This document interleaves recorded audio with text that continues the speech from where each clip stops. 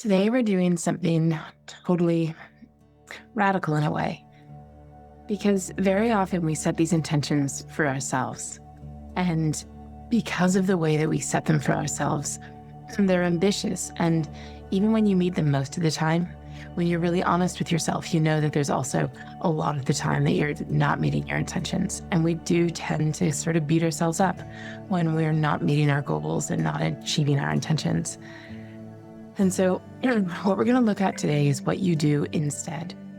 If you bring to mind one intention, take one of the intentions that you set for yourself at the beginning, something that you meant to do. And I want it to be the one that you just find that you're most often missing. This is the one that just doesn't come as easily as the others. So when you didn't do this intention, just notice what you did instead. So I'll give you a minute just to bring it to mind. This is not evidence against you. This is just the data we need. So maybe you were scrolling instead, maybe you snacked, maybe you kept working, maybe you literally just did dishes or helped somebody else. There's a million things you could have been doing, but I want you to name it. Once you recognize what it was or is or has been that you've done, rather than the intention you set out to do, I want you to imagine that this other choice, and it is a choice, that it came from a part of you. So instead of judging it, I want you just to get curious. Silently ask on the inside, what were you trying to do for me? What were you protecting me from? Write down these answers if they come to you quickly. What need were you trying to meet? As human beings, we don't do anything that isn't driven by one of our needs. What was that need in that moment that you were trying to meet? Check to see if it might have been safety, ease, relief, rest, control, connection. Could have been just pleasure, freedom, or peace. Now, this is the key. Whatever you wrote down, whatever the need was, it's what you were protecting yourself from. You don't have to love this behavior, but you can respect the reason why it showed up. So I want you to find that part of you that chose to do the other thing instead of your intention. And I just want you to look inside, hands on your chest, and say to yourself, I see you. Thank you for trying to help me.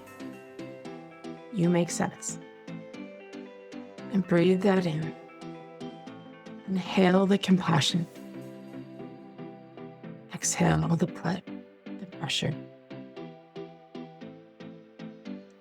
So now we're just going to build in this last minute a smarter intention that actually includes this need, not fights it.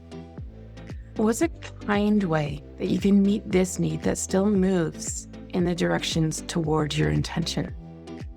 So what I mean is, maybe if what you needed was rest, then figure out a way where you can actually build into your day a little bit more rest and be very conscious about it, so it doesn't have to sneak in the back door. If the need is comfort, maybe pair one of your habits with like a cup of tea, blanket, music, something.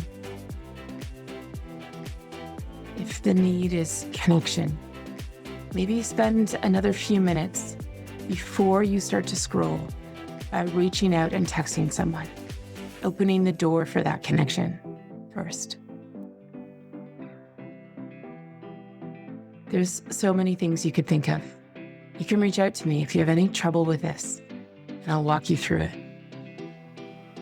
But trust whatever comes up right now. Your unconscious mind, the stuff that just comes up, is often the richest. It's the most truthful. So what you've just done is you've either maybe crafted a whole new intention for yourself. Maybe you've added something on to one of the intentions you already have to include that slightly ignored need. Keep it very short and kind. Maybe you've just adapted one of your existing intentions. But your commitment to yourself for the next 2 days is to stop fighting yourself.